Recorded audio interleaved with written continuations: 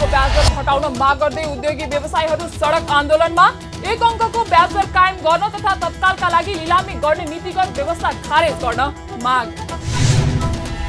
कृषि औजार कारखाना सञ्चालन प्रक्रिया सुरु। राष्ट्रिय आविष्कार केन्द्रको नेतृत्वमा सरसफाई तथा मर्मत सम्भारको काम तीव्र। 1 वर्षभित्र उत्पादन सुरु गर्ने लक्ष्य।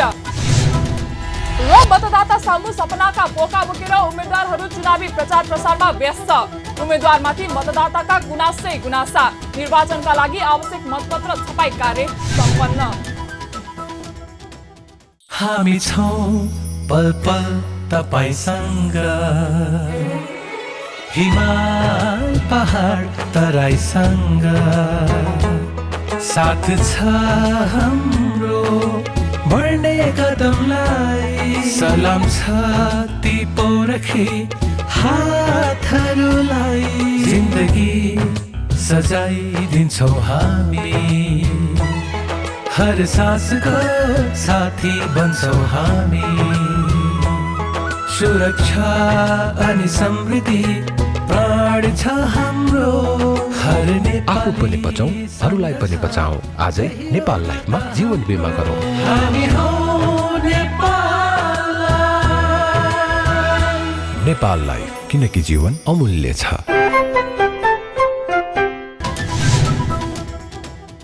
नमस्कार, कारोबार समाचारमा स्वागत छ। अब समाचार विस्तारमा। बैंकको ब्याज दर तत्काल घटाउन सरकारसँग माग गर्दै आएका उद्योगी व्यवसायीहरू सडक आन्दोलनमा उत्रिएका छन्। नेपाल उद्योग वाणिज्य महासंघको नेतृत्वमा उद्योगी व्यवसायीहरूले शुक्रबार काठमाडौँको माइतीघर मण्डलामा बैंक तथा वित्तीय संस्थाहरूले ब्याज दर दोब्बर गरेर आतंक फैलाएको भन्दै त्यसको मौन विरोध प्रदर्शन गरेका हुन्। उनीहरूले मुलुकको उद्योग व्यवसायलाई बचाउनका लागि 1 अङ्कको ब्याज दर कायम गर्न र तत्कालका लागि लिलामी गर्ने नीतिगत व्यवस्था खारेज गर्न पनि सरकारको गम्भीर ध्यानाकर्षण गराएका छन्। विगत 6 महिना यता मात्रै ब्याज दर दोब्बर वृद्धि गरेर आफूहरू मारमा परेकाले सरकारको विरुद्धमा सडक आन्दोलन सुरु गर्न बाध्य हुनु परेको महासंघका उपाध्यक्ष दिनेश श्रेष्ठले बताउनुभयो। उहाँले स्वदेशी उद्योगी व्यवसायीहरूलाई मारमा पार्ने काम बैंक तथा वित्तीय संस्थाहरूले गरेकाले मुलुकको अनधिकृत व्यापार फस्टाएको भन्दै आक्रोश समेत व्यक्त गर्नुभयो। व्यवसायीहरूले सरकारद्वारा बैंकिङ तरलता, बैंक ब्याज दर लागत न्यूनीकरणका लागि सुझाव दिन गठित उच्च स्तरीय समन्वय समितिले कामै नगरेकोमा पनि आक्रोश पोखेका छन्। तरलताको समस्याका नाममा थप ऋण बन्द गरियो, कर्जा असुली निलाम गर्ने धम्की र बैंकको ब्याज दरमा अप्रत्याशित वृद्धि गर्न थालियो। आज बैंक वित्तीय संस्थाहरूबाट सर्वत्र आतंक सिर्जना गरिरहेको अवस्था छ। यसबीच बैंक तथा वित्तीय क्षेत्रमा गरिएका अप्रत्याशित कर्महरूबाट देशभरका के साना के ठुला सबै उद्योगी व्यवसायहरू, गरी खाने वर्ग हतोत्साही र असहाय र चिन्तित भएको अवस्था छ। उद्योगी व्यवसायहरूका लागि मात्र होइन, अर्थतन्त्र चलायमानका लागि पनि बैंक तथा वित्तीय सुविधा मानव शरीरको रक्त सञ्चार जस्तै हो। वित्तीय समस्यालाई लिएर देशको विभिन्न ठाउँमा भएका विरोधका कारण माननीय अर्थमन्त्रीज्यूबाट स्पष्ट रूपमा तरलता, बैंक ब्याज दर, वित्तीय लागत न्यूनीकरणका लागि सुझाव दिन उच्च स्तरीय समन्वय समिति गठन गरिएको थियो। तर हालसम्म पनि यसतर्फ सुधारका केही पनि पहल नहुँदा हाम्रो धैर्य तुटिएको अवस्था छ। विरोध प्रदर्शनमा महासंघ अन्तर्गतका सबै उद्योगी व्यवसायीहरू सहभागी भएका थिए। उनीहरूले सेवा शुल्क कम गर्न, ब्याज दरमा स्थिरता कायम गर्न, 1 अङ्क भन्दा बढी ब्याज दर नराख्न माग गर्दै प्ले कार्डहरू पनि प्रदर्शन गरेका थिए। महासंघले ब्याज दर घटाउने लगायतमा माग राखी अर्थमन्त्री जनार्दन शर्मा नेपाल राष्ट्र बैंकलाई पनि ध्यानाकर्षण पत्र बुझाउने जनाएको छ।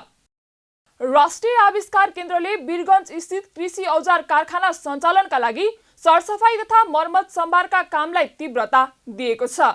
3 दशकदेखि बन्द रहेको कृषि औजार कारखानालाई भदौ 31 गतेको मन्त्री परिषद बैठकले राष्ट्रिय आविष्कार केन्द्रलाई पुनः सञ्चालनमा ल्याउन जिम्मा दिएसँगै मर्मत सम्भारका कामलाई तीव्रता दिएको हो। केन्द्रले मंगलबारदेखि केन्द्रका केही सहयोगी तथा श्रमदान गर्न आएका व्यक्तिको सहयोगमा कारखानाको सरसफाई र मेसिन मर्मतको काम गर्दै आएको छ। केन्द्रका अध्यक्ष महावीर पुनका अनुसार कारखानाको सरसफाई तथा मर्मतको काम सम्पन्न गर्न लगभग 10 महिना लाग्नेछ।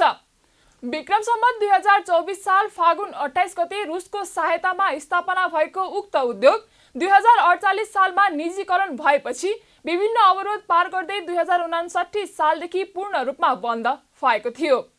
सरकारको पूर्ण स्वामित्वमा रहेको यो कारखानाको अधिकृत पुँजी 3 करोड, जारी पुँजी 2 करोड तथा चुक्ता पुँजी 1 करोड 95 लाख रुपैयाँ छ। केन्द्रका अध्यक्ष पुनले कारखानाको अवलोकन गर्दा कारखाना सञ्चालनका लागि सिभिल वर्करहरूको रिपेयर डाटा सङ्कलन गरेको बताउनु भयो। उहाँले बिजुलीका वायरिङ, कारखाना स्थित मेसिनको अवस्थाको बारेमा जाँच भइरहेको भन्दै सकेसम्म औजारहरू छिट्टो उत्पादन गर्ने सोच रहेको बताउनु भयो। रिनोभेसनका लागि कम्तीमा 10 महिनाको समय लाग्ने भन्दै उहाँले दोस्रो वर्षमा किसानलाई चाहिने नयाँ कृषि औजारको उत्पादनमा जोड दिने बताउनु भयो। प्रथम चरणमा चाहिँ के हेरिरहेका छौँ भने यो कृषि औजार कारखानालाई सञ्चालन गर्नको लागि यसमा भएका सिभिल वर्कहरू, जस्तो यो घरहरू भयो, यो घरहरूको कन्डिसन कस्तो छ, के रिपेयर गर्नुपर्छ भन्ने चाहिँ एउटा डाटा चाहिँ हामीले सङ्कलन गरिरहेका छौँ। दोस्रो कुरा चाहिँ के छ त भन्दाखेरि यहाँ चाहिँ इलेक्ट्रिकल वायरिङहरू छन्, बिजुलीका जुन वायरिङहरू छन् त्यो वायरिङहरू चेक गरिरहेका छौँ। र तेस्रो काम चाहिँ यहाँ भएका विभिन्न किसिमका मसिनहरू छन्, यो मसिनहरूको अवस्था कस्तो छ भन्ने कुरामा चाहिँ हामीले अहिले चाहिँ जाँच गरिरहेका छौँ। रिनोभेसनको काम चाहिँ दोस्रो चरणमा हुन्छ र तेस्रो चरणमा चाहिँ यो यहाँबाट चाहिँ के अरे रिनोभेसन भइसकेपछि यो औजारहरू उत्पादन हुने काम हुन्छ। जति छिटो गरे पनि हामीलाई 8-10 महिना त यो रिनोभेसन गर्न लागिहाल्छ। उत्पादनको काममा पहिलो चरणमा चाहिँ अब हामीले यसरी सुरु गरेपछि अब दोस्रो चरणमा चाहिँ के हुन्छ त भन्दाखेरि सायद दोस्रो वर्ष लाग्छ होला। दोस्रो वर्षदेखि चाहिँ हामीले अरू नयाँ मार्केट वा बजारमा कृषकहरूको डिमान्ड के छ, माग के छ, त्यही अनुसारको नयाँ सामानहरूको डिजाइन डेभलपमेन्ट गरेर अब त्यसलाई चाहिँ फेरि उत्पादन गर्ने। यसरी चाहिँ यो चाहिँ एकैचोटि काम हुँदैन, यो फेज वाइज काम हुन्छ। सरसफाई तथा मर्मतको कामपछि मात्रै कारखानामा उत्पादनको काम सुरु हुनेछ। केन्द्रका अध्यक्ष पुनले कारखानालाई आधुनिकीकरण गरेर अघि बढ्न सके मात्रै कारखाना नाफामा जाने पनि स्पष्ट पार्नुभयो। पुरानै अवस्थामा कारखानामा सबै कृषि औजार उत्पादन गर्न नसके पनि 1 वर्षभित्र 10-15 किसिमका कृषि औजारहरू उत्पादन गर्ने लक्ष्य आविष्कार केन्द्रले राखेको बताउनु भयो। उहाँले केन्द्रले 2-3 वर्षभित्रमा पूर्ण क्षमतामा सञ्चालनमा ल्याउने र सकेसम्म 3 शिफ्ट नै सञ्चालन गर्ने लक्ष्य लिएर अघि बढेको समेत जानकारी गराउनु भयो। दोस्रो वर्षको सुरुवातदेखि नै हामीले यहाँ भएका पहिला यो कृषि औजार कारखानामा बनाउने गरेका विभिन्न औजारहरू छन्, जस्तो यहाँ देखिन्छ यो औजारहरू चाहिँ मध्येमा 10-15वटा 20वटा कति हुन्छ किसिमका औजारहरू उत्पादन गर्न सुरु गरिहाल्छौँ।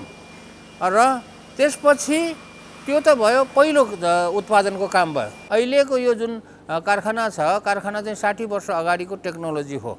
यो 60 वर्ष अगाडिको टेक्नोलोजीकै भरमा मात्रै हामीले यसलाई चाहिँ सञ्चालन गर्न खोज्यौँ भनेदेखि यो चाहिँ नाफामूलक हुँदैन, किनभने श्रम ज्यादा लाग्छ, श्रम ज्यादा लागेपछि नाफा हुँदैन।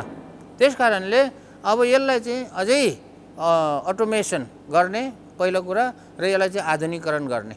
यो जति औजार छ यो त अहिले मानौँ 50% जति औजार होला र यो अझै 50% अरू आधुनिक औजारहरू राखेर अटोमेटिक गरेर सकभर 3 शिफ्ट त सक्छ कि सक्दैन थाहा छैन, तर 2 शिफ्टसम्म चाहिँ यसलाई चाहिँ कन्टिन्युस चलाउने भन्ने चाहिँ हाम्रो चाहिँ योजना हो।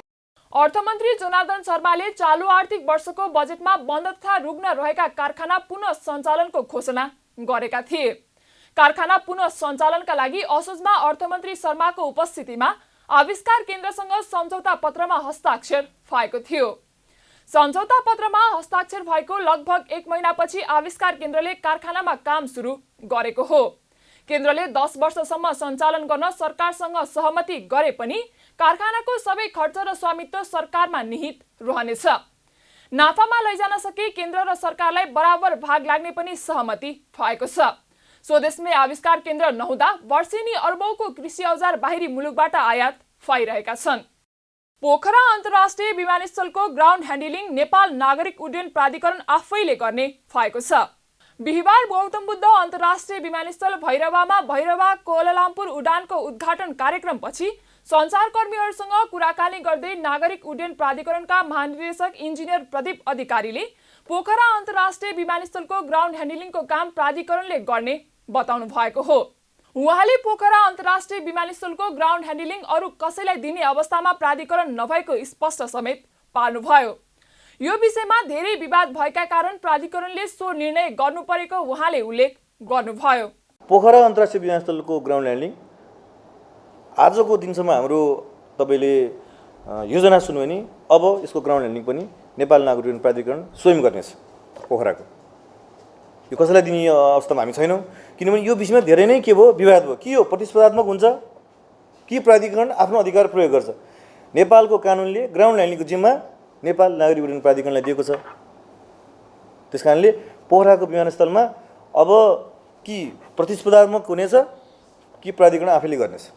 प्राधिकरणका महानिर्देशक इन्जिनियर अधिकारीले गौतम बुद्ध अन्तर्राष्ट्रिय विमानस्थल राम्रोसँग सञ्चालन गर्नका लागि सबै पक्ष जिम्मेवार भएको पनि बताउनुभयो। विमानस्थल सञ्चालनका लागि पर्यटन प्रवर्धन गर्नुपर्ने र देश विदेशमा प्रचार प्रसार गर्नुपर्नेमा उहाँले जोड दिनुभयो। बिहिबारदेखि हिमालय एयरलाइन्सले गौतम बुद्ध अन्तर्राष्ट्रिय विमानस्थलबाट कोलालम्पुर उडान सुरु गरेको छ। पहिलो उडानमा 135 जनाले भैरवाबाट कोलालम्पुरको उडान फरेका छन्। हालका लागि भैरवाबाट नियमित चार्टर उडान गरिने र आगामी दिनमा भने शेड्युल उडान गर्ने हिमालयन एयरलाइन्सले जनाएको छ। आसन्न प्रतिनिधि सभा र प्रदेशसभा निर्वाचनको मैदानमा रहेका उम्मेद्वारहरू आफ्नो प्रचार प्रसारमा जुटेका छन्। विभिन्न पार्टीका र स्वतन्त्र उम्मेद्वार मतदातालाई रिझाउन सपनाको पोका बोकेर आफ्नो प्रचार प्रसारमा जुटेका हुन्। निर्वाचन आचार संहिता अनुसार बिहिबारदेखि मङ्सिर 1 सम्म आमसभा, जुलुस र कोणसभा गर्न पाउने भएपछि उम्मेद्वार तथा राजनीतिक दलहरूले प्रचार प्रसार सुरु गरेका छन्। केही उम्मेद्वारहरूले पहिले नै घर दैलो कार्यक्रम सुरु गरे पनि अधिकांश उम्मेद्वारहरूले शुक्रबारबाट मात्रै घर दैलो कार्यक्रम सुरु गरेका छन्। चुनावी प्रचारको बेला विभिन्न पार्टीका र स्वतन्त्र उम्मेद्वारहरूले लाखौं रुपैयाँ खर्च गर्ने गरेका छन्। उम्मेद्वारहरूले पार्टीको झण्डा बोकेका कार्यकर्ता सहित प्रचार गर्ने क्रममा मतदाताहरूलाई विकासको लोभ देखाएका छन्। भोट माग्नका लागि मतदाताको घर घरमा पुगेका उम्मेद्वार मध्ये कतिपयले विकासको सुनिश्चितताका लागि आफूहरूलाई भोट हाल्न मतदाता सामु आग्रह गरेका छन् भने कतिपयले आफ्नो क्षेत्रमा पर्ने सबै सडकमा कालो पत्रे गर्ने आश्वासन बाँडेका छन्। हामीले सिङ्गो देशको रूपन्देही जिल्लाको र यो क्षेत्रको विकासका लागि धेरै महत्त्वपूर्ण कामहरू सुरु गरेका छौँ। ती विकासका आयोजनाहरूका बारेमा मैले कुनै लामो समय लिएर चर्चा गर्नुपर्छ भन्ने लाग्दैन। जहाँसम्म तिलोत्तमा उडा नम्बर 1 र चप्परहट्टी टोलको विकासको सन्दर्भ छ, म यहाँहरूसँग अनुरोध गर्न चाहन्छु, हामीले खास गरिकन राजमार्ग चौरादेखि सुरु हुने यो अभियान पथ, त्यो मेडिकल कलेज हुँदै अगाडि बढ्छ, चक्रपथमा तिलोत्तमा चक्रपथमा जोडिन्छ। यो चक्रपथ हामीले निर्माण गर्ने प्रक्रियामा अगाडि बढाएका छौँ। मङ्सिर 4 गते हुने सम्पन्न हुने निर्वाचनले देशलाई जनताको विकास र समृद्धिको आकाङ्क्षा जुन छ त्यस आकाङ्क्षालाई अब कार्यतालिकाको आधारमा अगाडि बढाउने समयको प्रारम्भ यो निर्वाचनले गर्नेछ। प्रमुख राजनीतिक दलहरूले विगतमा जस्तै वितरणमुखी र कार्यान्वयनमा जान नसक्ने खालका कार्यक्रम सार्वजनिक गरेर फेरि एकपटक मतदातालाई झुक्क्याउने प्रयास गरेका छन्। प्रमुख राजनीतिक दल र उम्मेद्वारहरूले मतदाता समक्ष गरेको बाचा अनुसार काम भए मुलुकमा विकासको अद्भुत रूप देखिनेछ। यता मतदाता माझ पार्टीगत धारणा उम्मेद्वार अनुकूल देखिए पनि 5 वर्ष अवधिमा भएका विकास निर्माणप्रति उनीहरू खासै सन्तुष्ट भने छैनन्। सुनसरी क्षेत्र नम्बर 4 का मतदाताहरूले निर्वाचन जितेपछि एकपटक पनि यहाँको समस्या समाधानका लागि नेताहरू नआएको गुनासो गर्दै नेताहरू विरुद्ध ठूलो आक्रोश पोखेका छन्। सुनसरी निर्वाचन क्षेत्र नम्बर 4 बाट लोकतान्त्रिक गठबन्धनका तर्फबाट प्रतिनिधि सभा सदस्य पदमा कांग्रेसबाट सरकारका प्रवक्ता समेत रहनुभएका सञ्चार तथा सूचना प्रविधि मन्त्री ज्ञानेन्द्र बहादुर कार्की चुनावी मैदानमा हुनुहुन्छ भने उहाँको प्रतिस्पर्धामा नेकपा एमाले नेता जगदीश कुसियत मैदानमा हुनुहुन्छ। हाथी उजार गहुम खागल चर खागल 2000 मात्रै हमरा 10 टका दलको घर बनबेले त घर बनाल मर सक अब बुढा बुढिया कमबल सकबा। पहिला चुनाव जितेको बेला हामी भाषणमा ठुलो भाषण गर्यौं, हामी त घेरा गर्छौं, हामी विकासको काम धेरै गर्छु भनेर गयो, तर काम पनि केही पनि भएको छैन। नेता आए पनि हुनेवाला केही छैन। यहाँ हामी जनतालाई चाहिँ उही भेडा बाख्रा बनायो, यो बाढी पीडित बढ्ने यत्रो 50 वर्ष भइसक्यो बाढी पीडितको समस्या कसैले नि समाधान गर्न सक्नेवाला छैन। आश्वासन मात्रै यो चुनावको बेला चाहिँ चहल पहल छ, चुनाव सकेपछि सक्यो, यो खेल खत्म। हम ऐ ठाके ऐ भूगोल के ऐ हवा पानी में जन्मल किसान के बेटा छिए। ऐ ठाके माँ बहन भाई बंधु के दुख सुख के हम बुझे छिए, ऐ ठाके समस्या के हम बुझे छिए। इस समस्या के चलते हमरा से अपरिचित चीज कोनो विकास के नहीं छे। निर्वाचन आचार संहिता अनुसार 25 जना भन्दा बढीको समूहमा घरदैलो गर्न रोक लगाएको छ भने कुनै पनि दल वा उम्मेदवारको निर्वाचन चिन्ह भएका ज्याकेट, फेस्ट, मास्क वा टोपी लगायतका सामग्री प्रदर्शन गर्न पाइँदैन। यस्तै कुनै पनि र्याली वा सभा गर्दा 10 वटा भन्दा बढी राष्ट्रिय झण्डा प्रयोग गर्न तथा सामाजिक सञ्जालमा भ्रामक सूचना प्रसार गर्न पनि सर्वसाधारणलाई समेत रोक लगाइएको छ। आसन्न प्रतिनिधि सभा र प्रदेशसभा निर्वाचनका लागि आवश्यक मतपत्र छपाई कार्य सम्पन्न भएको छ। आगामी मङ्सिर 4 गते हुने प्रतिनिधि सभा र प्रदेशसभा निर्वाचनका लागि प्रत्यक्ष तर्फको आवश्यक सबै मतपत्र छपाई कार्य सम्पन्न भएको निर्वाचन आयोगले जनाएको हो। आयोगले जनशिक्षा सामग्रीलाई प्रत्यक्ष निर्वाचन तर्फका मतपत्र छपाउन दिएको थियो। आयोगले दिएको 20 गतेसम्मको समयसीमा भन्दा 2 दिन अगावै जनशिक्षा सामग्रीले मतपत्र छपाई कार्य सम्पन्न गरेको हो। शुक्रबार जनशिक्षा सामग्रीमा मतपत्र छपाई सामग्री अवलोकन गर्दै निर्वाचन आयोगका आयुक्त रामप्रसाद भण्डारीले निर्वाचन आयोगको 20 गतेसम्म मतपत्र छापिसक्नुपर्ने समयावधि भन्दा 2 दिन अगावै सबै मतपत्र छापिएको बताउनुभयो। उहाँले 8,03,94,500 मतपत्र छपाई सकिएको र नमुना मतपत्र 22 लाख गरी कुल करिब 8,25,00,000 मतपत्र छपाई भएको बताउनुभयो। निर्वाचन आचार संहिता केन्द्रीय अनुगमन समितिका संयोजक समेत रहनुभएका आयुक्त भण्डारीले कर्णाली, सुदूरपश्चिम, लुम्बिनी, गण्डकी प्रदेशमा ढुवानी सम्पन्न भइसकेको र प्रदेश 1, मध्य प्रदेश र बागमती प्रदेशमा चाँडै मतपत्र ढुवानी हुने बताउनुभयो। सबै पक्षबाट मतपत्र छपाई चाहिँ अलिकति चुनौतीको रूपमा लिइने हो, तर आयोगले र आयोगसँग सम्बद्ध यो मतपत्र छपाईको क्रममा सँगै बसेर काम गर्नु भने सबै साथीहरूले चाहिँ यसलाई अवसरको रूपमा लिनुभएको छ। अब हाम्रो चाहिँ वास्तवमा भन्ने हो भनेदेखि पर्सि 20 गतेसम्म मतपत्र छापिसक्ने भन्ने सेड्युल हो, तर सेड्युलभन्दा 2 दिन अगावै हाम्रो सम्पूर्ण मतपत्र छापिसकेको छ। नमुना मतपत्र चाहिँ 22 लाख र खास सक्कली मतपत्र चाहिँ 8,03,94,500 गर्दा लगभग 8,25,00,000 मतपत्र छापिएको छ। कर्णाली, सुदूरपश्चिम, लुम्बिनी, गण्डकी प्रदेशमा ढुवानी सम्पन्न भइसकेको छ। अब पूर्वाञ्चल, मध्य प्रदेश र अब बागमती प्रदेशमा यो छिट्टै हुन्छ। समानुपातिक निर्वाचन प्रणाली तर्फको करिब 4 करोड मतपत्र भने यसअघि नै छपाई सम्पन्न भइसकेको आयोगले जनाएको छ। आयोगको पछिल्लो तथ्याङ्क अनुसार निर्वाचनमा कुल 1,79,85,070 जना मतदाता रहेका छन्। यी मतदाताहरूले समानुपातिक तथा प्रत्यक्ष 2 प्रणालीका लागि 4 वटा मतपत्रमा भोट हाल्नुपर्ने हुन्छ, जस अनुसार आगामी निर्वाचनका लागि करिब 8 करोड मतपत्र आवश्यक पर्छ। आगामी मङ्सिर 4 गते हुने निर्वाचनमा नेपाल भारत सीमा क्षेत्रमा कडाई गर्ने सम्बन्धमा 2 देशका अधिकारीहरूबीच छलफल भएको छ। भारतसँग सिमाना जोडिएको नेपालले सुनसरी र सप्तरी जिल्लाका अधिकारीहरूले भारतीय पक्षसँग निर्वाचनको बेला अपनाउनुपर्ने सीमा सतर्कताको सम्बन्धमा छलफल गर्नुभएको हो। बिहिबार सुनसरीको तरहरामा भएको बैठकमा सुनसरी जिल्लाको प्रमुख जिल्ला अधिकारी इन्द्रदेव यादव लगायतको नेपाली टोली र भारतको सुपौल जिल्लाको जिल्ला अधिकारी कौशल कुमार लगायतको टोलीको सहभागिता रहेको थियो। बैठकमा निर्वाचनको बेला सीमामा हुन सक्ने अवैध क्रियाकलापलाई रोक्ने सम्बन्धमा छलफल भएको छ। छलफलपछि सञ्चारकर्मीहरूलाई संक्षिप्त प्रतिक्रिया दिँदै सुनसरी जिल्लाका प्रमुख जिल्ला अधिकारी इन्द्रदेव यादवले खुला सिमानाको बोर्डरबाट हुने अवैध क्रियाकलापलाई नियन्त्रण गर्ने सम्बन्धमा कुराकानी भएको बताउनुभयो। उहाँले निर्वाचनको 72 घण्टा अगाडिदेखि सीमा बन्द गर्ने विषयलाई कसरी कडाइका साथ पालना गर्न सकिन्छ भन्ने विषयमा छलफल भएको जानकारी दिनुभयो। यो सीमा सुरक्षा बैठक भनेको सीमासँग जोडिएको 2टा देशका 2टा जिल्लाहरू बीचको बैठक हो।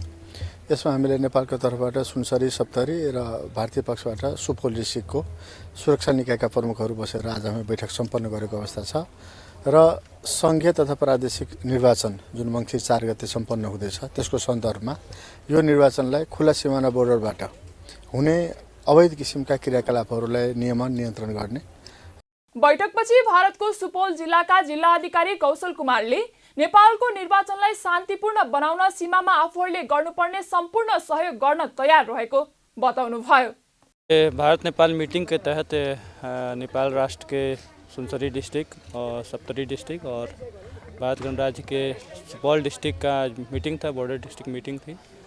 इसमें मुख्यतः हम लोग जो नेपाल में जो इलेक्शन हुई, प्रोविंशियल और फेडरल इलेक्शन है 20 तारीख को, उस संबंध में विचार विमर्श किया गया और बॉर्डर एरियाज में क्या कोऑर्डिनेशन एक्सपेक्टेड है इंडियन साइड से, उसके बारे में डिस्कशन किया गया। हम लोग इंश्योर किए हैं कि पीसफुल, फेयर और फ्री इलेक्शन के लिए हम लोग कमिटेड हैं और बॉर्डर पे जो सीलिंग कार्रवाई रहेगी 72 आवर्स से पहले, वो हम लोग अच्छे तरीके से करेंगे। साथ ही साथ अभी जो 17 डेज इलेक्शन के बचे हैं, इसके दौरान जो भी इंटेलिजेंस शेयरिंग होगा नेपाल साइड से और जो एक्शनेबल पॉइंट्स होंगे उस पर हम लोग एक्शन लेंगे ताकि इलेक्शन यहाँ पे पीसफुल हो। और इसके अलावा अन्य एजेंडे पे भी डिस्कशन हुआ, जैसे cross border crime, intelligence sharing, illegal narcotics जो मूवमेंट होता है उसके बारे में डिस्कशन हुई। हम लोग फ्लड फाइटिंग वर्क के लिए भी डिस्कशन किया है और सभी मुद्दों पे अच्छा डिस्कसन हुआ और हम लोग कोऑपरेट करने के लिए एक दूसरे के साथ प्रतिबद्ध हैं। उहाँले निर्वाचन हुनु 72 घण्टा अगाडि बोर्डरमा कडाई गर्न आफूहरू तयार रहेको र सोही अनुरूप तयारी गर्ने पनि बताउनुभयो। राष्ट्रपति विद्यादेवी भण्डारीले मुस्ताङ जिल्लामा जलवायु अनुकूलन हुने गरी पूर्वाधार विकास र सामाजिक क्रियाकलाप सञ्चालन गर्न अनुरोध गर्नुभएको छ। शुक्रबार मुस्ताङको प्रसिद्ध धार्मिक स्थल मुक्तिनाथको दर्शनसँगै भगवान विष्णुको मूर्ति शिलान्यास र बुद्धको मूर्ति अनावरण गर्दै यस्तो बताउनु भएको हो। उहाँले मुस्ताङमा निर्माण हुने संरचना र अन्य कार्यहरू वातावरण मैत्री बनाउन आग्रह गर्नुभयो। मुस्ताङवासीको दैनिक जनजीवन पनि जलवायु अनुकूलन र वातावरण मैत्री बनाएर लैजानुपर्ने आवश्यकता रहेको बताउनुभयो। राष्ट्रपति भण्डारीले अहिलेको राम्रो काम भावी पुस्तालाई उपहार हुने भएकाले सबैले सचेत भएर काम गर्न आग्रह गर्नुभयो। उहाँले जलवायु अनुकूलन र वातावरण मैत्री व्यवहारका लागि अर्थ प्रणालीमा पनि सुधार गरेर जानुपर्ने आवश्यकता औल्याउनुभयो। म तपाईहरू सबैलाई मुस्ताङवासी, समाजसेवी, उद्योगी र प्रशासकहरूलाई एउटा अर्को पनि म आग्रह छ कि यो जिल्लालाई जलवायु अनुकूलन हुने गरी यहाँको पूर्वाधार विकास र सामाजिक क्रियाकलापहरू सञ्चालन गर्नु होला। अहिले जलवायु अनुकूलनका कार्यक्रम सञ्चालन गर्नु, वातावरण मैत्री निर्माण कार्यहरू सञ्चालन गर्नु र हाम्रो दैनिक जनजीवन पनि त्यो अनुसार गर्नु अत्यन्त नै महत्त्वपूर्ण भएको छ। यदि भावी पुस्ताको लागि हामी कुनै गिफ्ट गर्न चाहन्छौँ भने हामीले वातावरण मैत्री विकास कार्यहरू, हाम्रो जनजीवनहरू र हाम्रो अर्थ प्रणालीलाई पनि त्यतापट्टि हामीले लैजानु पर्ने हुन्छ। राष्ट्रपति भण्डारीले मुक्तिनाथ क्षेत्र एवं मुक्तिनाथ मन्दिरलाई व्यापक धार्मिक तथा पर्यटकीय केन्द्रको रूपमा विकास गर्न आवश्यक रहेको पनि बताउनुभयो। उहाँले धार्मिक तथा प्राकृतिक सम्पदाहरूको संरक्षण गर्दै भावी पुस्तामा समेत प्राकृतिक सुन्दरतालाई हस्तान्तरण गर्ने उद्देश्य हुनुपर्ने बताउनुभयो। ऐतिहासिक सम्पदाको संरक्षणका लागि आवश्यक पूर्वाधारको विकासमा सङ्घ, प्रदेश र स्थानीय तहको समन्वयकारी भूमिका आवश्यक रहेको बताउनुभयो। मुस्ताङको कोरला नाकाले मित्र राष्ट्र चीनसँगको व्यापार व्यवसाय गर्न सहज हुने भएकाले उत्पादनको सहज बजार र दुई देश बीचमा स्थल मार्ग हुँदै व्यापार विस्तारको नयाँ सम्भावना खोल्ने राष्ट्रपति भण्डारीले विश्वास व्यक्त गर्नुभयो। संस्कृति, पर्यटन तथा नागरिक उड्डयन मन्त्री जीवनराम श्रेष्ठले विश्वभरका पर्यटकहरूलाई नेपाल भित्र्याउने गरी पर्यटन क्षेत्रको विकास गर्ने प्रतिबद्धता व्यक्त गर्नुभएको छ। विश्वभरका पर्यटकहरूलाई नेपाल भित्राउनका लागि पर्यटक भ्रमण दशक कार्यक्रमलाई अभियानको रूपमा अघि बढाउने उहाँको भनाइ थियो। थाहा नगरपालिकाले शुक्रबारबाट काठमाडौँ बसन्तपुर डबलीमा आयोजना गरेको थाहा पर्यटकीय फोटो प्रदर्शनीको उद्घाटन गर्दै मन्त्री श्रेष्ठले कल्चर, नेचर र यहाँ रहेका वैभवहरूका लागि पूर्वाधार विकास गरी नेपालमा 12 महिना पर्यटकहरू आकर्षित हुने गरी आफूले योजना तयार पारेको दाबी समेत गर्नुभयो।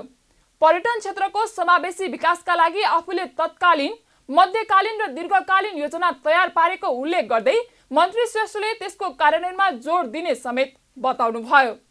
नेपाललाई 12 महिना पर्यटनको गन्तव्य स्थलको रूपमा यसलाई स्थापित गर्नुपर्छ भन्ने मान्यतासहित अहिले पर्यटन मन्त्रालयले कार्यक्रमहरू अगाडि सारेका छौँ र म यो मन्त्रालयको जिम्मेवारीमा आइसकेपछि 73 बुँदाको यो पर्यटन विकासको कार्यक्रमहरू तात्कालीन, मध्यकालीन र दीर्घकालीन महत्त्वका कार्यक्रमहरू अगाडि सारेको छु र पर्यटन क्षेत्रलाई समावेशी ढङ्गबाट विकास गर्ने भन्ने एउटा उद्देश्यसहित कार्ययोजनाहरू तयार गरेको छु र नेपालको पर्यटन क्षेत्र अब हिमाल र ट्रेकिङ मात्र होइन, हाम्रा कल्चरहरू, हाम्रा नेचरहरू र हामीमा यहाँ रहेका यी जुन वैभवताहरू छ यसलाई पूर्वाधार विकास गरेर 12 महिना पर्यटकहरू आउन सक्ने एउटा वातावरण तयार गर्नुपर्छ भन्ने मान्यतासहित हामीले पर्यटनको योजना अगाडि सार्यौँ।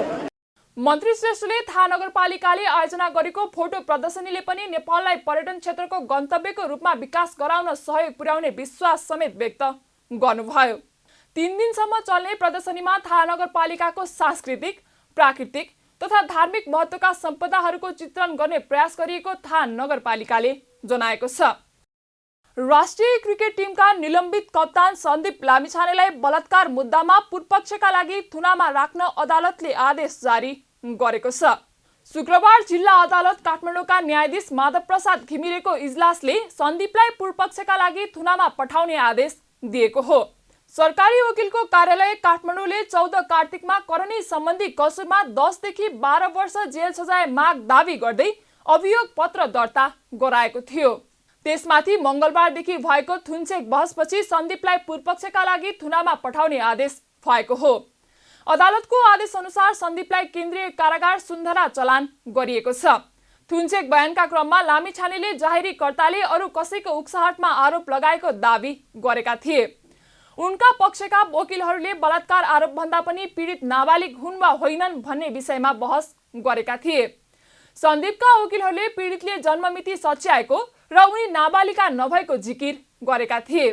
तर सरकारी वकिलहरूले उमेरको कुरा सहायक विषय भएको बताउँदै मुख्य कुरा बलात्कार भएको प्रमाणहरूले स्थापित हुने जिकिर गरेका थिए। लामिछाने विरुद्ध प्रहरी वृत्त गौशालामा 21 भदौमा 17 वर्षकी किशोरीले जबरजस्ती करणीको कसुरमा किटानी जाहेरी दिएकी थिइन्। जाहेरी परेको 2 दिनपछि जिल्ला अदालत काठमाडौँले उनलाई पक्राउ गर्न प्रहरीलाई अनुमति दिएको थियो। त्यसपछि सन्दीपलाई 20 असोजमा विमानस्थलबाटै पक्राउ गरिएको थियो। कारोबार समाचारमा अब सुनचाँदी र विदेशी विनिमय दर सम्बन्धी जानकारी।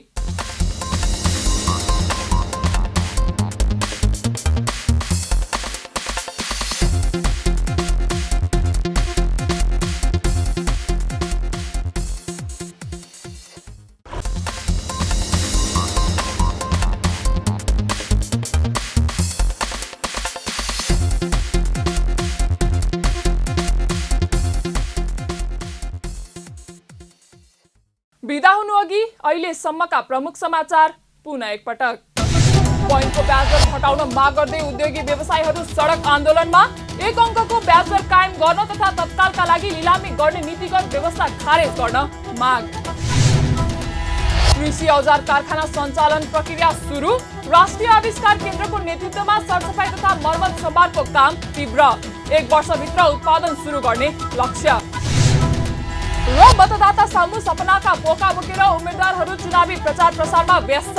उम्मेद्वारमाथि मतदाताका गुनासा। निर्वाचनका लागि आवश्यक मतपत्र छपाई कार्य सम्पन्न। कारोबार समाचार सकियो। हामीलाई बिदा दिनुहोस्। नमस्ते।